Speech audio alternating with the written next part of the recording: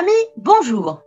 Aujourd'hui, j'aborderai un livre d'un écrivain haïtien, Denis Laferrière, avec Pays sans chapeau, ce qui veut dire l'au-delà en Haïti.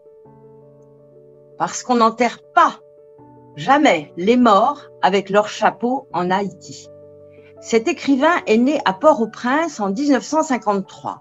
C'est un intellectuel, un écrivain, un réalisateur résidant au Canada à Montréal. En France, il reçoit le prix Médicis en 2009 pour l'énigme du retour.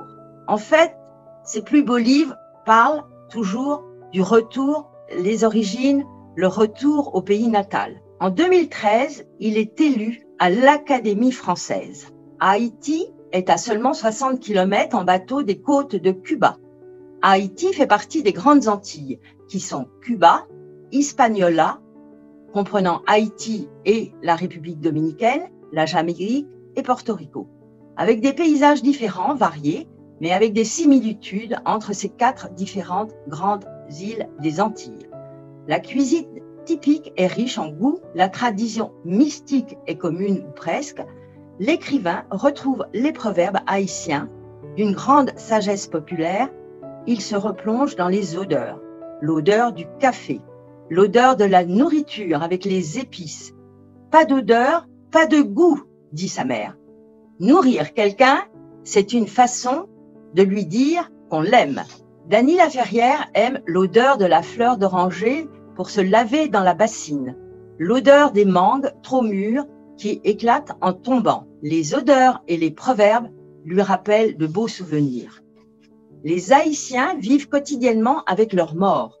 Avant de boire le café, ils jettent la moitié de la tasse par terre en nommant à haute voix le nom de leur mort.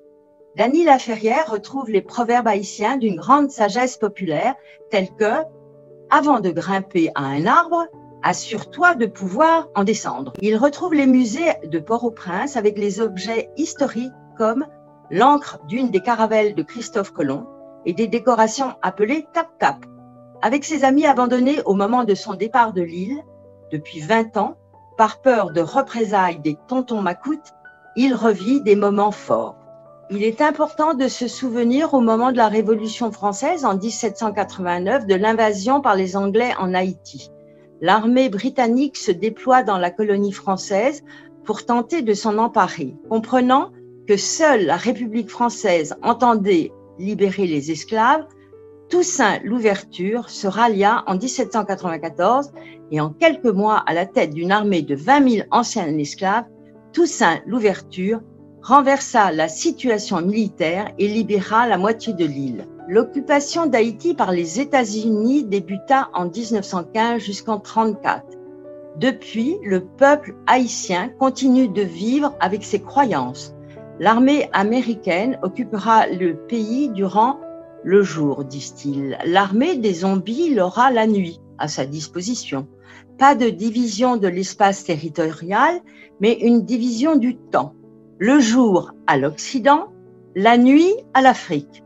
Un zombie n'est pas un fantôme, ni un revenant. Les zombies n'ont pas de reflet dans les glaces. Paysans, professeurs, docteurs, tous croient à l'armée des zombies. Ce ne sont pas tous les morts qui voient Dieu. Sa mère voit un bisango. Elle est victime de la nuit opaque. Nuit noire, nuit mystique. Habitée par des dieux, par des diables d'hommes, par des hommes changés en bêtes, un bestiaire effrayant pour un esprit occidental. Et n'oubliez pas ce que la mère du chaton lui a appris. La mère du raton le lui avait appris depuis longtemps.